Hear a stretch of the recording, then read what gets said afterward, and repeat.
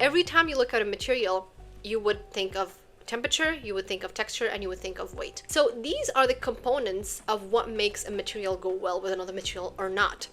Let me explain. So every material has three things.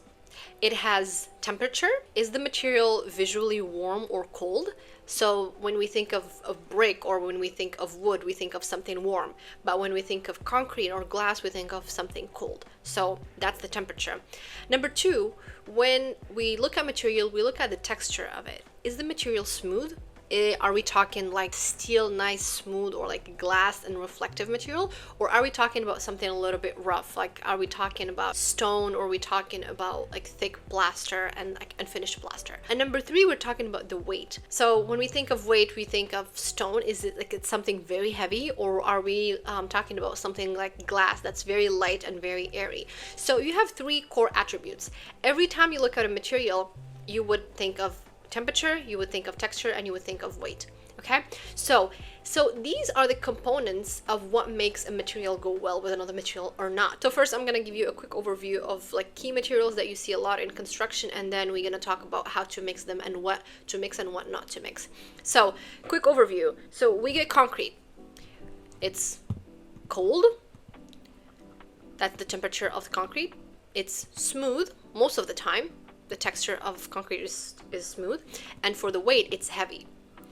Now let's talk about stone. Stone is also cold. Most of the time is rough because it has this unfinished look, and it's almost always heavy. Now let's talk about steel or metals in general. Metals are usually cold. They are most of the time smooth, and for the weight, it can range, but I would say it's more leaning towards lightweight. Then we talk about brick. Brick is warm. You see like a nice brick home, you're just like, oh, it's very homey, it's very cozy, because it gives you that like warmth feel when you think of like a cold winter and you see a brick house. It has that warm feeling. Usually it's rough, and then for the weight it's medium, but mostly leaning towards heavy.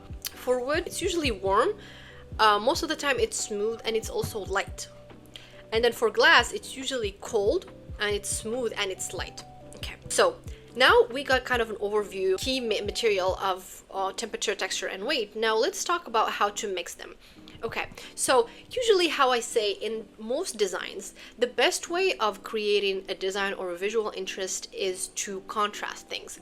So we mix something warm with something cold, and you would see this all the time, and I do it all the time, where I pair a material that is like cold, let's say concrete, with wood. So that wood is bringing in some warmth to the concrete, and the concrete is giving some coldness to that wood, and it creates this really nice balance, really nice tension between the two material, and it's just like, it works beautifully. You can also mix the smooth with the rough. For example, you take a really rough stone and then you put it right next to a glass facade, and it gives this really nice contrast that's kind of unpredictable, because that's not like a look that you always see very often.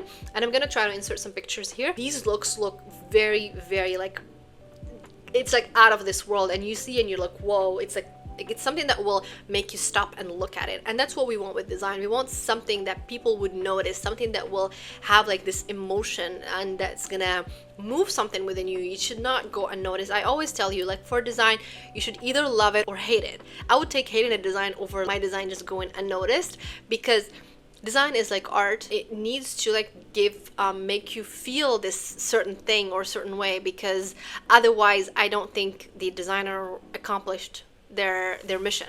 So again, smooth with the rough, beautiful look.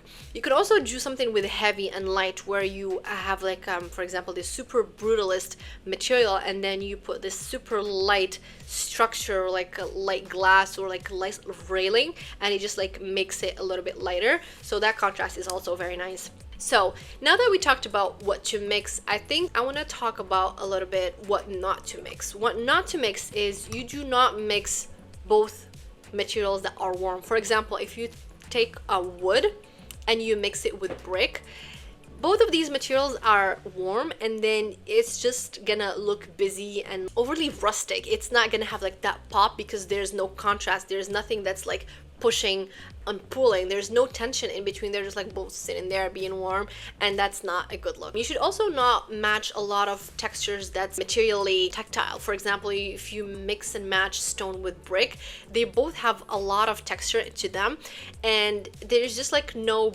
break for you to just be like, okay, let me breathe. There's just too much texture just screaming at you, and it's very cluttered into the eye. So it's not something that you want to design. It just looks muddy, it looks messy, it looks like too much going on, and it's not a good look. You should also not mix a lot of cold material. For example, you shouldn't be mixing and matching like concrete with steel. You could, but it's gonna look very industrial, it's gonna look very cold, very harsh, and you're not gonna get that feeling of like warmth or like coziness. So that's something that would be lacking in that kind of setting. I already talked about what to mix, but I'm just gonna like give you a little bit more of examples of what to really mix and match with. So for example, concrete and wood. Again, this is a really good combo. You cannot go wrong with this, especially if the concrete is like very solid and then you have slats of wood. That's just like nice, and it breaks that monotony of concrete. And I talked about it in my Turks and Caicos project, where you have like a static, which is a static material and heavy material like concrete, and you add slats that are light and dynamic. So that kind of, there's this heavy material that's bringing the lightness to slow down the lightness, and there's this lightness that it's like bringing this heaviness from the concrete to like make it lighter. So that tension is just very, very well articulated in design. Also stone and glass, as I already mentioned, this works very well with the heavy versus the light. And again, I'm showing pictures here. You can also do wood with white plaster, and this is something that you will see a lot in Mediterranean look, where you have like these very raw, natural, organic material that come together, even though they're not very contrasting, but in the setting they're probably like the wood because it's warm, and you mix it with the white plaster, which can be a little bit cold sometimes because it's white.